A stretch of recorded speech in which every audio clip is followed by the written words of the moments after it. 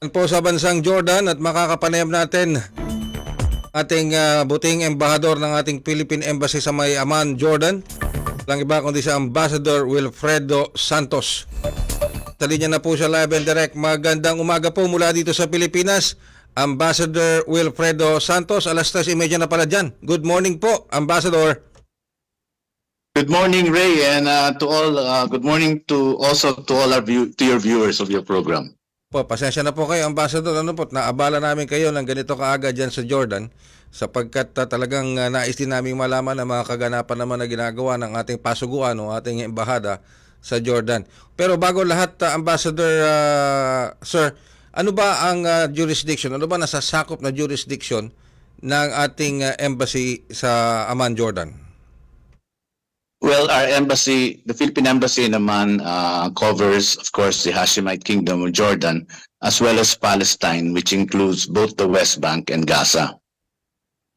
Okay, so sakop talaga niya. So, Gaza, Palestine falls under the jurisdiction of our Philippine Embassy in Amman, Jordan. So, kamusta na po kayo? How are you doing there, Ambassador? Especially yung iba pa nating mga officials ng ating embahada, maging ang ating mga staff. How are they doing as we speak? Well, the personnel of our embassy po are safe. We have 46,000 Filipinos in Jordan. They're also safe because the situation in the kingdom is very stable. Mm-hmm. So, are you in some way affected by the military operations that is happening between Israel and Gaza? Yes. Kasi talagang Yes, grabe yung military operation ngayon eh. Yes, actually, we are in touch with our nationals in Gaza since the start of the conflict. And a day after the hostilities started, we activated our emergency management team to closely monitor the situation of our Filipino nationals. And not only in Gaza, but in West Bank. Mm-hmm. We have also made representations with the Jordanian government should the exit of our nationals go through Jordan. And we have also got in touch with international organizations with presence in Gaza for assistance to our nationals. At the same time, we are closely coordinating with our embassies in Cairo and Tel Aviv for the repatriation of their nationals should their exit go through Israel or Cairo or Egypt, I meant. Okay. How many Filipinos are residing in Gaza itself, Ambassador? I believe kasi itong mga Pilipinong to are Filipinas married to Palestinians, ano, and they have children with them. And do you have any figures kung gaano sila kadami yung ating mga kababayan dyan mismo sa Gaza? Meron po tayong 137 Filipino nationals in Gaza. Halos po sila ay Filipinas married to their Palestinian husbands who study in the Philippines. Pero kasama po dito sa 137 yung mga anak po nila as well as yung mga grandchildren nila. And just recently, we also received information that there is a Filipina tourist accompanied by her Palestinian husband who is now in Gaza, and another Filipino who is with the Doctors Without Borders. So in addition to the 137 Filipino residents, we have 2 more Filipinos for a total of 139 Filipinos in Gaza at the moment. Okay, well, para sa akin, bago yan, ano po, Ambassador. So, from 137 nasa 139 na ang mga Filipinos, no? Doon sa 137, of course, yun yung residing, yung mga regular residents natin sa Gaza. Pero yung dalawa, isa palang turista na kasama nung kanyang Palestinian husband, ano? Tapos yung isang Pilipino na bahagi ng isang medical organization. Do you have any information about these two? Itong turistang Pilipina at itong doktor, kung nasaan sila? Well, yung pong Pilipina, we are in touch with her. Yung husband niya po ay actually is a refugee, was issued a Philippine refugee travel document. Yung pong doctor, the information came from the Philippine Embassy in Tel Aviv. We have been trying to get in touch with him through the numbers provided to us, but we have not been able to contact him at the moment. But we will continue to contact him. Okay. Ambassador, dun sa 137 na nabanggit po ninyo, how many have expressed their willingness to be repatriated? Ilan na po yung nagpunta sa ating embahada, nagpahatid na po ng kanilang kagustuhan na ma-repatriate na? Kasi last time na nakakapanayam namin, si Undersecretary De Vega ng DFA, nasa mahigit 35, 36 yung na-repatriate. Nadagdagan po ba ito? Kahapon po, 38 na Filipino po ang mga kababayan natin who express interest or to be repatriated. Ngayon po, the number has increased to 63 nationals. And of this number, about 26 are minor children with ages ranging from 3 to 15 years old. From 36 naging 63 na po siya as we speak, ano po, Ambassador Santos? 38 po kahapon, ngayon 63 na po. Oh, okay. How does the embassy, paano po pinoproseso ng embassy natin diyan sa Amman, Jordan, itong mga nagre-request ng repatriation, at ready na ba tayo to repatriate them? Well, we have built up a database of the Filipinos who are willing to be repatriated. Of course, we have a contingency plan in place with various scenarios that call for their repatriation. At the moment, since there is a blockade of Gaza by Israel, there is a limit on entry of aircraft and ships. No, the only possible exit route is by land. Based on the contingency plan, the traditional route is through Israel, and from Israel they will be repatriated to Jordan. But that exit point or route may not be feasible at this time because the area which usually they will go through is there are ongoing clashes between Hamas and Israel, so it may not be safe at this time. O medyo meron pang issue sa safety when it comes to repatriating them. So as of now, paano po, Ambassador, kung itong mga kababayan natin to ay magpunta sa embahada, will the embassy in Jordan or any sabi natin any staff from the embassy in Jordan able to help them at least makarating man lang sa isang safe na lugar? Wala po kaming presence sa Gaza because access to Gaza is very restricted at this time. We are looking at alternative routes for the exit of our nationals. And one route we're looking at is through Egypt. But as I have said, we are in touch with our embassy in Cairo. Should the repatriation go through that road, the embassy in Cairo, of course, will make representations with the host government, which is Egypt, for the exit of our nationals through Egypt. We are in touch with them for now, with our community. We are in touch with them by call, by video calls, and we are also coordinating with international organizations with presence in Gaza for assistance to nationals. Right now, the situation is a bit difficult, very challenging, because there's no cessation of hostilities. So we have to consider as the safety factor. But once there is a humanitarian corridor or safe passage that will allow the safe exit of Filipinos, only then, I believe, can we start the repatriation, because we have to ensure the safety and well-being of our nationals. Yes, okay. I believe the Palestinian government is also seeking humanitarian aid, humanitarian corridor to be granted by Israel, ano, para po matulungan yung ating mga kababayan. Yung iba pang mga Palestinians at iba pang mga nationalities na maaring nasa Gaza para mabigyan ng medical attention at matulungan na mabigyan ng assistance.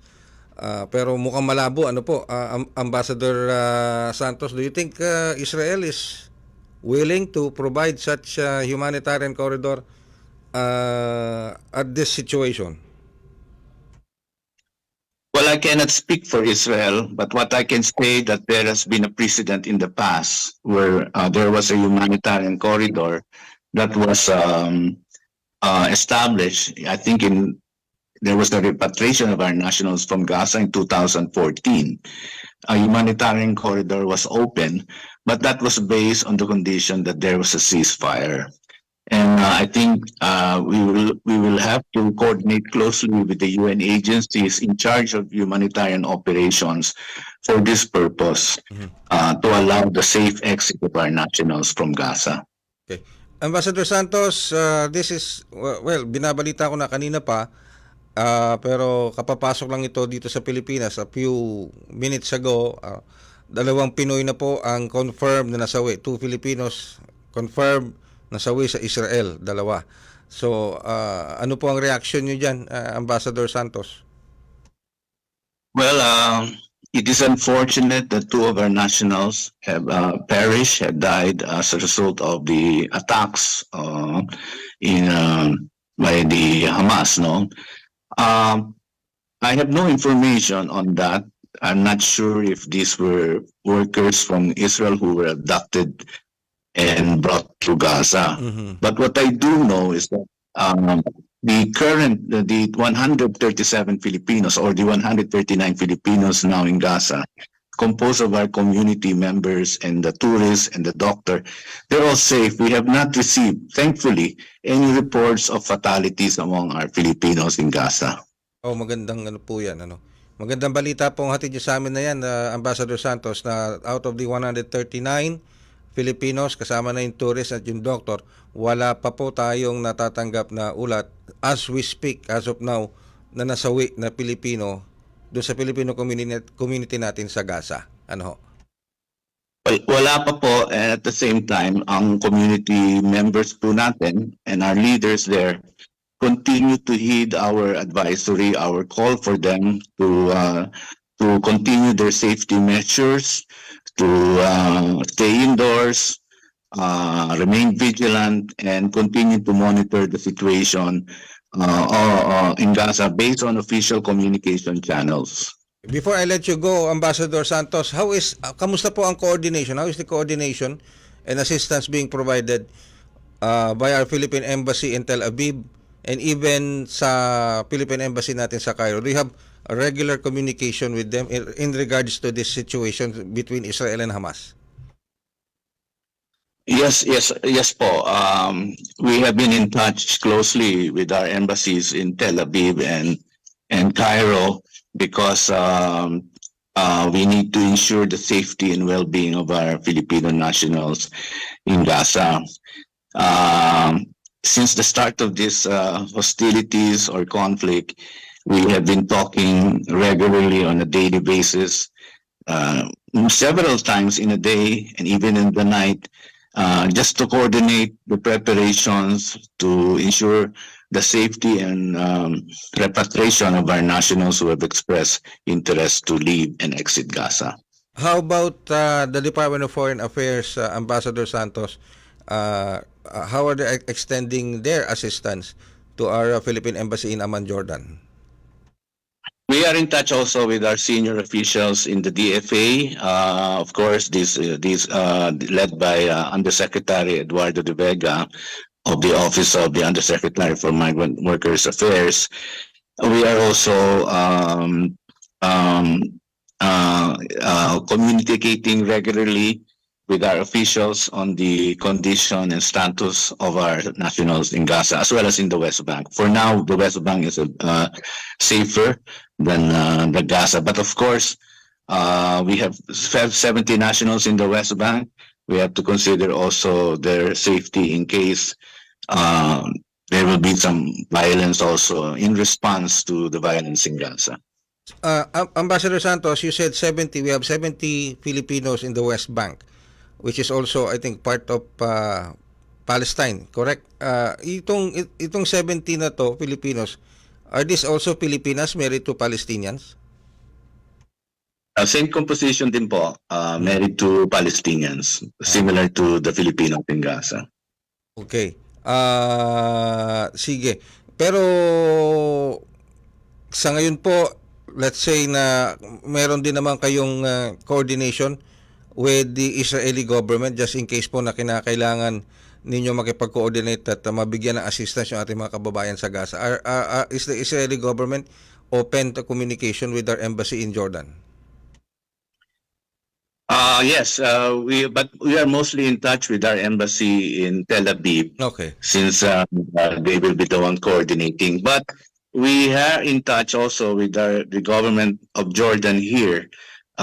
In case the repatriation of Filipinos from Gaza will go through Israel and eventually through Jordan for their departure for the Philippines. Thank you very much, Ambassador Wilfredo Santos. But before I let you go, may parting message po ba kayo? Mensahe po ba kayo sa ating mga kababayan, lalo na yung mga pamilya ng ating mga Filipino community sa Gaza, yung pamilya nito sa Pilipinas, ano pong mensahe na gusto nyo iparating sa kanila?